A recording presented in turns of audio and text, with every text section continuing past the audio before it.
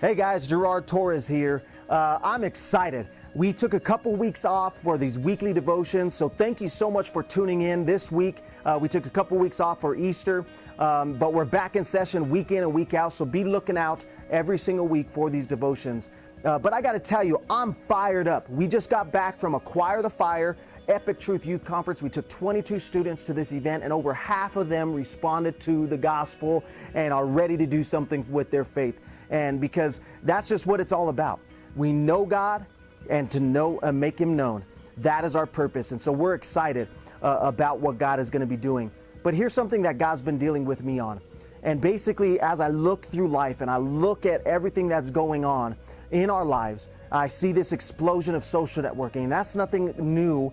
This has been happening for quite some time. And there's Facebook, Twitter, Instagram, Kik, and all these other different social networking. But what's happening is we're so connected via social networking, but we're so disconnected face to face. When we're face to face with people, there's this uncomfortable awkwardness, and there's this uncomfortable feeling of emptiness because we're not used to communicating face to face. And with that goes along with the problem of not confronting people. We put people on blast and we're so bold on social networking, but when it comes to time to confront somebody face to face, it never happens. Or just slim to none, it doesn't happen. So my encouragement to you is evaluate your life, see what God is telling you in that. But here's something else. In James chapter 3, starting with verse 10, here's what it reads. It says, blessing and cursing come from the same mouth. My brothers and sisters, it shouldn't be this way. Both fresh water and salt water come from the same spring. Do they? My brothers and sisters, can a fig tree produce olives? Can a grapevine produce figs? Of course not.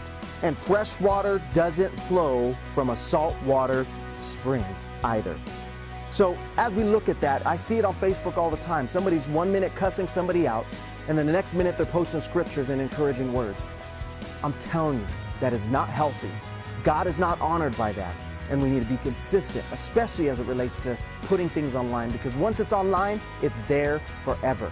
And you will never be able to tell whether they were being serious or whether they were joking or being sarcastic, because you can't really do that or read that on a social network site. So just be mindful of that. The Bible says in Proverbs 18:21 that life and death is in the power of the tongue. And so we have to be careful with our mouth and the words that we use, because God used words to create this earth and to create us. He spoke things into existence and used words, so we have to be careful with words. So that's the challenge this week. Be mindful that we shouldn't be putting people on blast on Facebook in a negative fashion. If anything, give them praise. Even if they are your enemy, give them praise, give them blessing rather than cursing, because God is not honored by that. It shouldn't be that way. So be encouraged. Hope you guys have a great day, and look out next week for this next devotion. God bless you.